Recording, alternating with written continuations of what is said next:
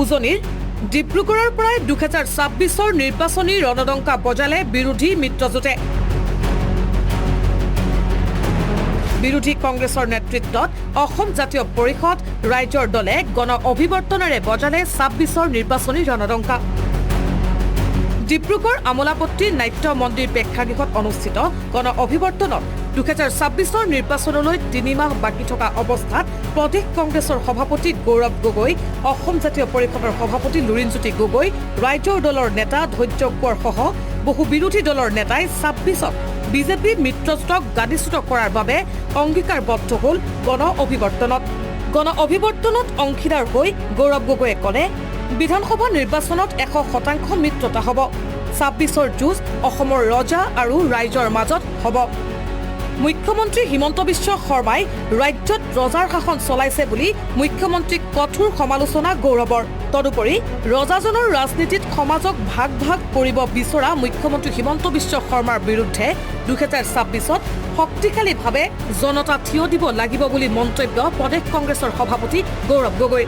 আহা নিৰ্বাচনত অসমৰ ৰাইজে একগোট হৈ সমগ্ৰ ভাৰতত বাৰ্তা দিব যে কেনেদৰে টকা, ধন, বহুবলী, সাম্প্ৰদায়িক ৰাজনীতি, অহংকাৰী ৰাজনীতি, এই গোটেইবোৰ নেওচি অসমৰ ৰাইজ, অসমৰ স্বাভিমান, অসমৰ আমাৰ ঐতিহ্য, অসমৰ আমাৰ সংস্কৃতি কেনেদৰে অক্ষুণ্ণ ৰাখি আমি গোটেইখিনি ওপৰাই অসমৰ ভিতৰত আমি শান্তি কেনেদৰে আমি ঘূৰাই আনিম, এটা ঐতিহাসিক বাৰ্তা অসমৰ জনসাধাৰণে আগন্তুক নিৰ্বাচনত দিবলৈ গৈ আছে।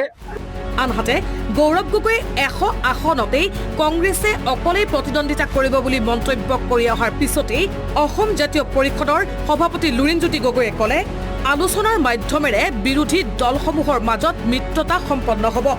এইবাৰ সকলোৰে ঐক্যবদ্ধ সিদ্ধান্ত আমি ৰাইজক আশ্বস্ত কৰিব খুজিছো, আমি বিৰোধী ৰাজনৈতিক দলসমূহ আমি ঐক্যবদ্ধ হ'ম আৰু 26ত ৰাইজ মাৰ বান্ধি ওলাই আহক বিজেপিক অসমৰ মাটিৰ পৰা উৎখাত কৰিবৰ কাৰণে। এয়াই হ'ল মূল লক্ষ্য। এই লক্ষ্যৰ উদ্দেশ্য লৈ আজি নাগৰিক অভিৱৰ্তন আয়োজন কৰা হৈছে।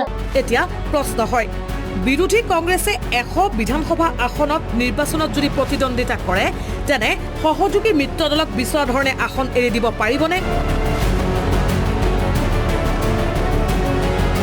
ডিব্ৰুগড়ৰ পৰা বিশাল পাণ্ডেৰ সহযোগত ৰাজু সোণোৱাল, আছাম টক্স।